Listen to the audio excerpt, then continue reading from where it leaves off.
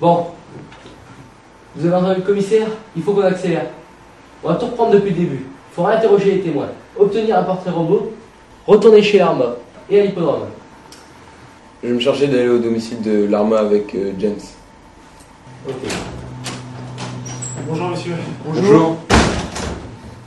Bon, je remplace Christian, il est parti sur une autre affaire. Ok. Donc vous en êtes tout pour celle-là?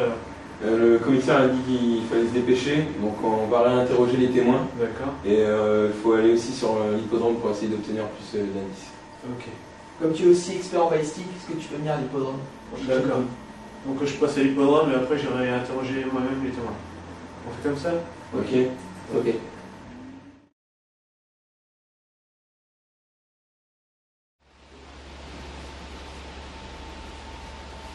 Tu penses qu'on va le choper?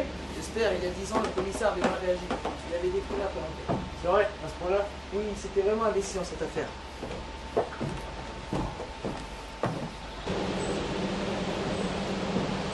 On a passé la zone au canifin avec une détecteur de métaux. On n'a rien trouvé à part des clous et des vis. Ok. Donc on avait les victimes à peu près ici. Les traces de boue étaient là, donc le tueur a dû tirer à peu près ici. Et après il s'est déplacé. Je pense qu'il est resté une minute. Je vais vérifier.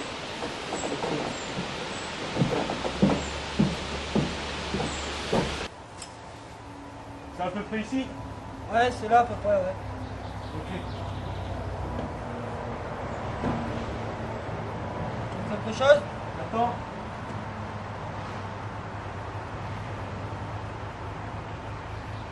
Ah, je l'ai. Elle est où? Elle était entre deux planches.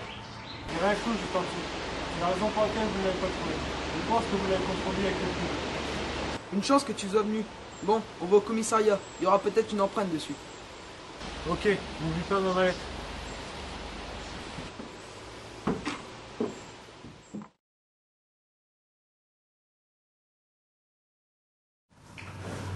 Alors Greg, qu'est-ce que tu peux me dire sur les crucifix? Les crucifix ont été insérés de façon post-mortem. Il n'y a pas d'empreinte dessus. Apparemment, il a dû insérer ça avec des outils. Je vais vérifier celui-là.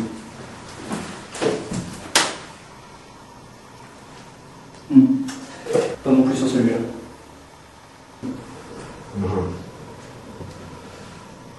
Ils sont tous identiques. Mais le bois, il a rien de spécial? J'avais pas remarqué.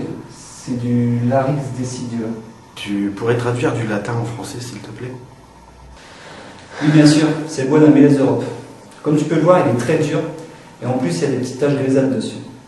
Les crucifix ne sont pas parfaits, parce que quand l'écorce est jeune, le bois prend une teinte grisâtre. Bon boulot, Greg. Alors, il fait l'hiver. On va vous envoyer chez un ébéniste. Bon, allez. Sais-tu que la sève de mélèze sert à produire de la térébenthine de Vienne? Après sa distillation, elle sert pour dissoudre les corps gras et aussi pour fabriquer les vernis. Le bois est très résistant. Il peut résister à des températures de moins 70 degrés.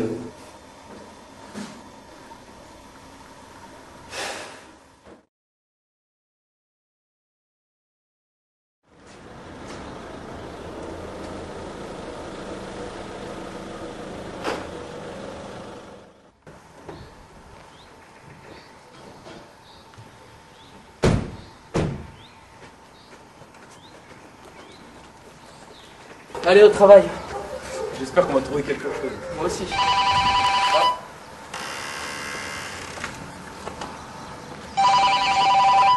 Oui, allô? Ok, c'est où l'adresse? On y va tout de suite. J'espère qu'on va trouver une piste. On doit aller chez un ébéniste tout de suite. Allez, en route. Ouais.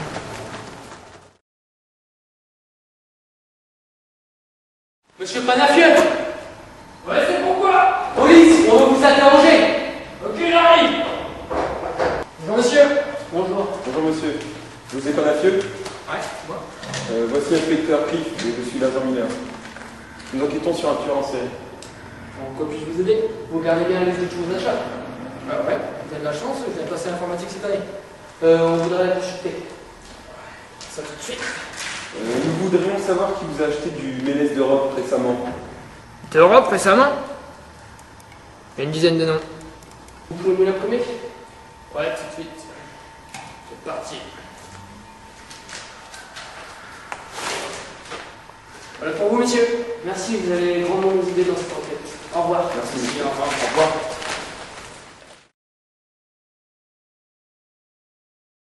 Bon, récapitulons. Toutes les personnes que j'ai interrogées ont vu un 4x4 noir. L'ébéniste nous a donné une liste de 10 personnes qui ont reçu du malaise orange. D'accord. Je suis en train de regarder si ces personnes ont un 4x4 noir. Oui. Très bien, j'arrive. Oh, ça bouge en bas. Greg a trouvé quelque chose. Je vais aller voir, Richard. Tu vas pas m'interdire ça quand même. Vas-y.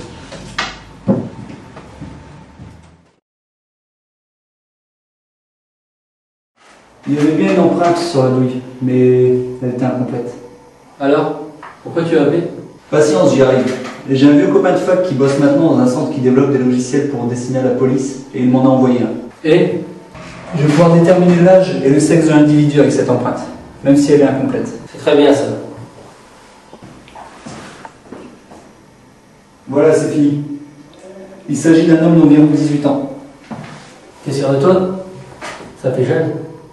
Oui, et par conséquent, le tueur d'il y a 10 ans n'est pas le même. Ouais. Merci. Je vais en informer les autres.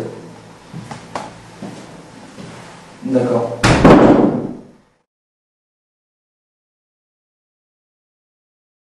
On va attendre que Jack revienne de la mort, on va voir un peu plus. Ah bah tiens, le voilà. Alors, vous l'avez trouvé? Vous en êtes où? On a deux suspects. Nestor Jouvin, 64 ans, et Lucas Cortez, 20 ans. Je suis sûr que c'est vieux. Un vieux qui a tué à bout portant, j'y crois pas du tout. Ou alors c'est un fou. Tu penses pas qu'il faut être fou peut-être pour tuer des enfants à bout portant? Eh, tu baisses d'un ton, qu'est-ce qui t'arrive? Rien, c'est juste que je sais que c'est lui le meurtrier. Greg a analysé les empreintes et il correspond à un homme d'environ 60 ans. On y va alors, il faut qu'on le chope. En plus, Chris, si l'homme avait 20 ans, il aurait eu 10 ans du premier meurtre, c'est impossible. Ok, donc tout le monde vient. Mike, tu viens avec nous aussi. Je passe chercher Paul et James. Allez, on y va.